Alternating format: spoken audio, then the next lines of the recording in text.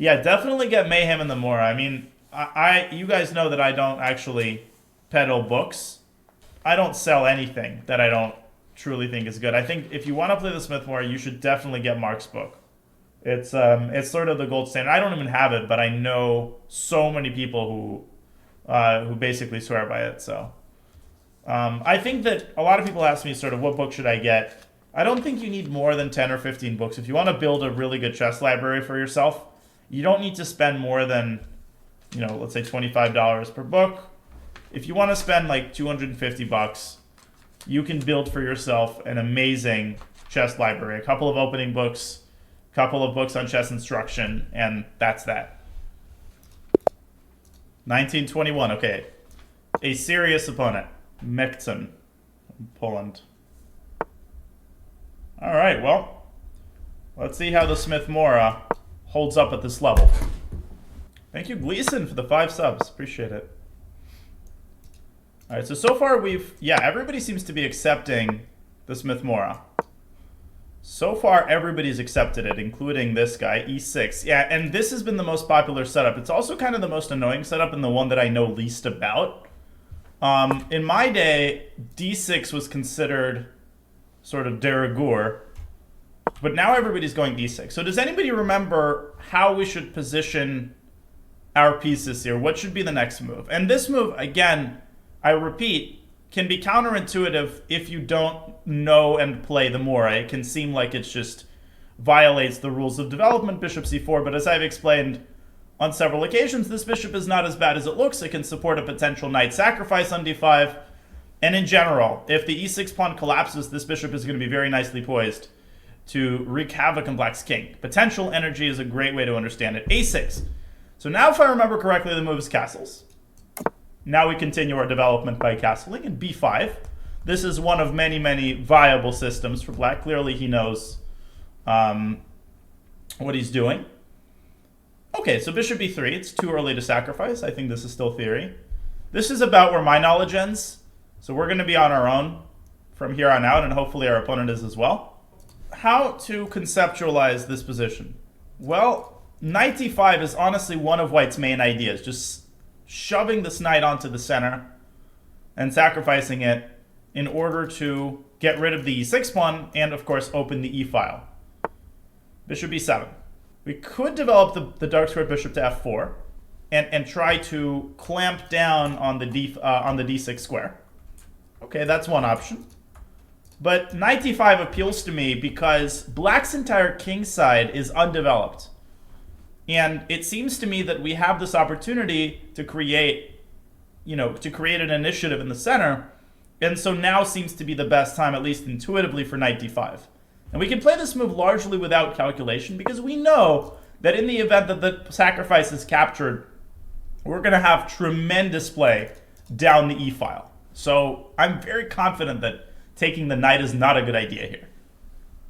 And this kind of shows you that you don't always have to calculate every sacrifice, for 20 minutes. Some sacrifices are so typical and so powerful that you can kind of intuitively judge that they'll work out if they're accepted.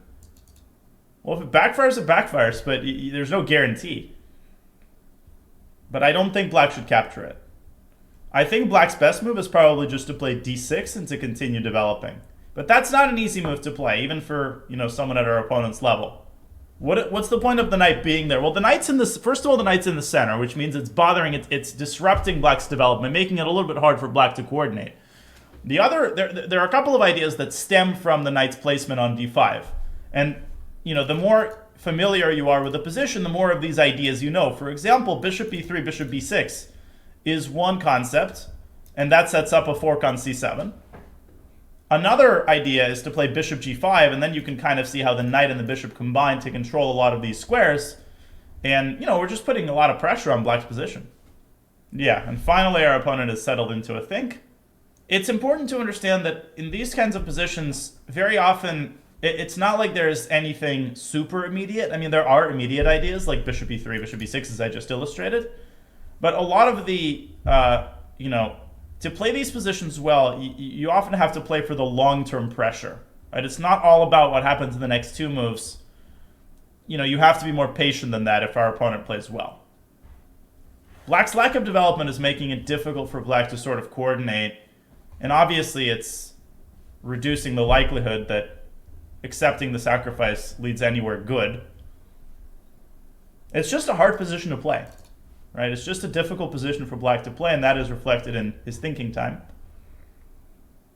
How good was bishop d5? I don't like bishop d5 as much. I don't feel like the bishop is exerting the same kind of pressure that the knight is. So that bishop could have just been ignored.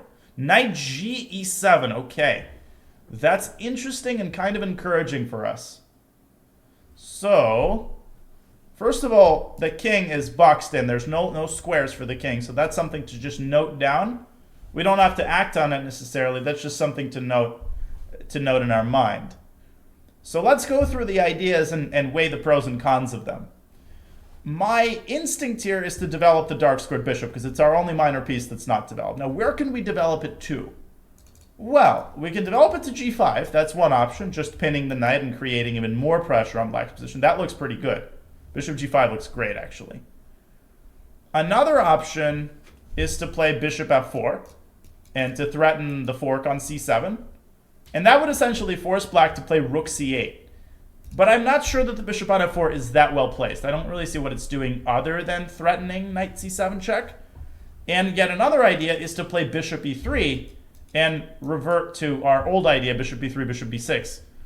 So bishop e3 has one drawback, which is that it closes the e-file and it increases the likelihood that e takes d5 is now going to work out for black. I still think after e takes d5 we have a huge initiative and massive compensation, but we would ideally want to be able to put our rook on e1 without having to move our bishop again.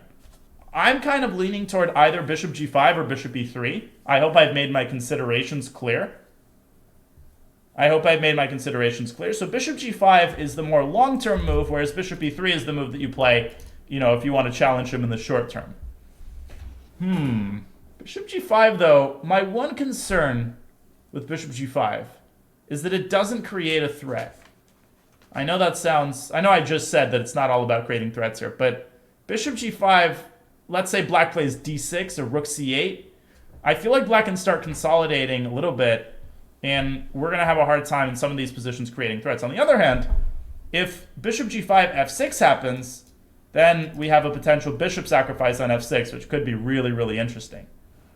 So honestly, I think both moves are fine. It's just a matter of taste, and we'll check with the computer afterward. Let's go for the long term. Let's go bishop g5. I think most of you are more excited about this move than about bishop e3. And okay, we'll go bishop g5. Probably in a game, I would go bishop e3.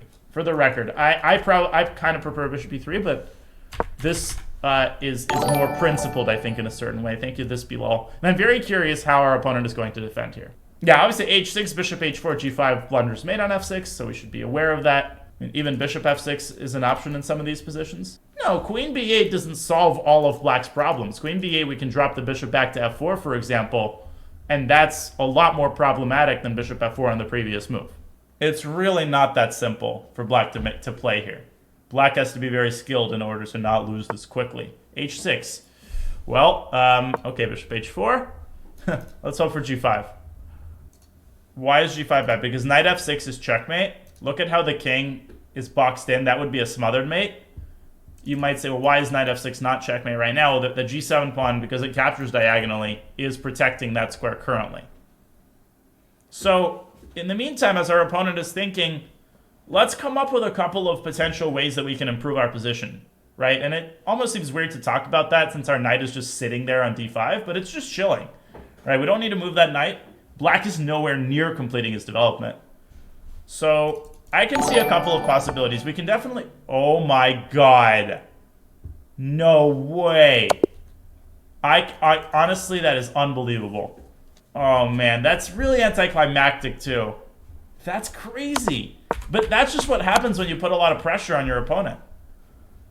Oh my god, you guys called it. I was not expecting this. This is an anti-profit move. Jesus. Collapsed under pressure. Well, we can still analyze this game. So, let's see. So this is, I mean, this is all theory. E6, A6, B5, Bishop B3. Yeah, tons of games in opening explore. Bishop B7. Now, apparently the move is Queen E2. Knight D5 might have been premature here. And the one game which reached this position in the database continued Knight A5. And I actually see two games in the database. One of them went Bishop G5, Bishop E7. Knight E7, Knight E7, Queen D6. Knight B3, A, B, F6. So which game was this? This game was, let's see, 2000 against 2540. So the 2540 was black and eventually consolidated and won here. So that was one game. And then another game continued Bishop F4, E D5, Bishop D5. Wow. And that is a 2280 against the 2150, and he also lost. Jesus. So maybe Knight D5 is premature. If only we had Esserman in the chat. I'm assuming Knight D5 a good practical choice, even though it was objectively sound. But I don't think it wasn't objectively sound. Like, the sacrifice itself is sound. It just might be unsound in the sense that Knight A5 could be a strong response. So what happens exactly after E takes D5? Sure, I can show the line. So E D5, E D5. Why is this bad for black? How do I know that? Well, I'm seeing two things in particular. The first is that rook E1 is coming. And the second is that the pawn is going to advance to D6. And it's going to pick off whichever piece appears on E7. For instance, what do you guys, what occurs to you here for black? Knight A5, for example, right? Okay, so rook E1 check. Again, doesn't matter what black covers. With Bishop E7, we'll go D6. And very important in such positions to understand. This is a super important insight. It's important not to rush with D takes E7. Like, if black doesn't move the king, for example, we can keep that pawn on D6. What that does is that paralyzes black completely. Whoops, sorry. What that does is that paralyzes black completely and makes it impossible for black to develop their knight because of rook takes E7 check. So for example, it's not but it's not just a trade. You're going for checkmate here. You're threatening Knight E5. You're threatening Knight G5. Black is totally busted and paralyzed here. I don't know if that makes sense. But it might be the case that black can somehow survive this with some computer moves. And that's why sacrifices are a uniquely human, very often a uniquely human decision. These are some of the hardest positions to play from a practical standpoint. So we'll check with the engine, but I can bet you a silver dollar that like E5 is at least not bad for white. So instead, Knight G7. And again, I was leaning toward Bishop E3, but I was slightly concerned that in this version, the fact that the bishop is blocking the E file is going to buy black some time. For example, D6, although probably even this is good. D6, Knight B3, B3. Probably black can survive it with the computer moves, yeah. But by survive it, I don't mean black wins. Probably black can somehow equalize with computer moves. But look at this position. Like, is this a position that you want to play with black?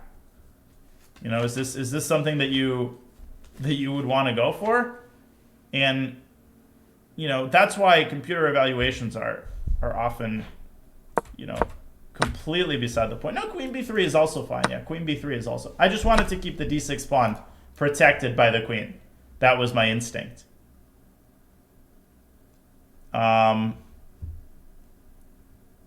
But yeah, I don't know if this makes intuitive sense that these positions are really, really difficult. Computer says white is crushing if black takes knight. You see? So it's not even defensible from a computer standpoint because of the overwhelming nature of white's attack. We played Bishop G5. Yeah, and obviously, I mean, G5 is ridiculous. I was most concerned about just something simple like D6. And then I was contemplating a move like Rook C1, just sort of improving the position. Now you can play Rook E1, and you can just sort of accumulate the pressure and make it very, very hard for black to move. And these positions are hard to play for both sides. From white's standpoint, it's often hard to figure out how do you continue improving while making sure that E takes D5, that you're keeping tabs on the possibility that your opponent accepts the sacrifice at the most inconvenient moment. For example, here, After e5, knight e5 might already be quite a nasty defensive move because it forces a bunch of trades. Knight e5, d5. But even this looks really, really sketchy for black. Rook e5. Rook c1, queen c1. I don't know. I don't know what to make of this. But this might be a little bit more defensible for black. So the main takeaway from this game, apart from the theoretical question of whether we played knight d5 correctly, is that you often want to aim for positions that are difficult for your opponent to play, rather than just parroting the engine assessment. That's why the Smith-Morra is such a good opening, because it's not the engine's favorite, but it presents a host of practical difficulties for black, even at the highest level, which is why grandmasters often don't accept it. Now we can look with a computer. We played knight d5. Okay, so knight g7 actually is correct. According to the engine at a relatively low depth, it's correct. Wow, and bishop g5 is correct. Yeah, so ED is just really, really bad for black. You can see it's +2. Bishop g5. So I wonder, bishop e3. Oh, bishop e3, knight takes d5, e takes d5, and knight a5. That's another really important technique where... Oh, yeah, exactly. That's another very important technique where you don't take the knight with a pawn, you take it with a knight. And the reason for that is that you want to keep your pawn shell intact so that your king is safe, right? You don't want to open up the e-file. And here white's initiative fizzles out. So bishop e3 was wrong. We played correctly. h6, bishop h4. So our opponent played well, but you can see that the engine at first was giving a big advantage. Now it's sort of giving a smaller advantage for black. Yeah, and d6 is correct. Basically what we were discussing. d6, rook e1. And now it seems like ed black can get away with. ed, knight a5. Knight d4. Still looks very scary. g5 black has to find. A move which may seem obvious when you see it with the engine, but oh my god, queen d7, and then black should castle queenside. And even this position, I argue, is far from, maybe even practically I would prefer white here. Because knight takes d5, there's a pin on f5. Black cannot afford to open the a-file, so black has to go b4. Now we go queen d2 and pick up the pawn. And you can see the computer line is bishop g7, queen takes b4, and now knight takes d5, queen a5, bishop d4. Here already black is consolidating, but this is all computer chess, like g5 and then queen d7 and realizing that you should castle queenside, and then a4, b4. So when you analyze with the engine in these situations, it creates the illusion that the defense is actually quite simple, but that could not be further from the truth. That's what I really want to emphasize to everybody. It's fine to analyze with an engine, but try to weigh the position from a practical standpoint and ask yourself if you'd like to actually be black here or in a comparable position. Yeah, rook c1 was not suggested. Yeah, we were looking at rook c1, but here already black can take on d5. And this is not a good version because you're not in time to get your rook to e1. No, this is how you should analyze with the computer. You should just have these two perspectives in mind. On the one hand, you should always strive to find the best move. On the other hand, you should try to have a sense of, the practical worth of something. What human doesn't play rook c1 after a long castle? Oh, in that line we just looked at? No, rook c1 is not tempting to me, actually, because it actually sends the black king to b8. To me, a4 is very tempting. That's a very typical concept in such positions, especially when there's a loose knight on a5. You want to open up the a-file to exploit that weak knight. The rook c1 is a classic case of one-move-itis, where you think, oh, I'm going to get my rook to a good square, but in reality you're helping black. Why not rook c1 to b4 castles? Well, that's a good question. Why not rook c1 here? Well, here the problem is knight takes b3, let's say queen takes b3 and bishop g7. And black completes his development and consolidates, although it's very close. Knight c6, takes, queen c7, rook d1, and bishop e5. And white's position starts to fizzle out. Yeah, crazy. And if a takes b3, then black can probably just take this pawn. No, but more, I would argue that it's not too advanced for your ELA. I think if you just sort of... Which move in particular are you confused about? If I may push back on what you just said a little bit. But look at how the engine actually shifts its assessment here. Bishop c2 actually now is good for white. No, castles. And once again, we get a very... Oh, no, this is what we were analyzing previously. a4, b4. It's just as confusing for me. Like, I also don't really understand the point of half of these moves for black.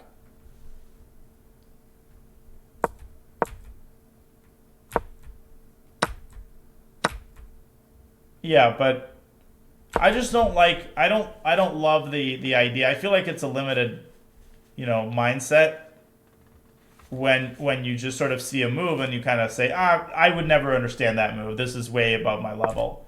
That can be true in some cases, but it's usually every move can be understood.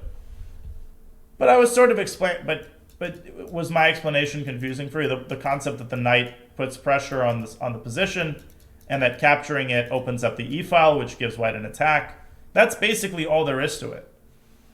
But if you knew the typical ideas in this position, you absolutely would play it, right? If you played this line for a couple of months and you knew that this was a very typical move in such case and you understood it, you would play it, right? It's not true that you wouldn't play it. Maybe if you don't play this line, then you can't expect yourself to know this idea. But once you understand the reasoning behind it, you should be able to play it. Okay, and that's that. Unfortunately, yeah, this is quite anticlimactic, but it is what it is. Okay, our first win over 1900. All right, guys. I think this is a good spot to call it a day. It's 3 in the morning. I should probably go to bed. This was a short game, but nonetheless. Of course, with one more win, we'll hit 1800. So it's very tempting.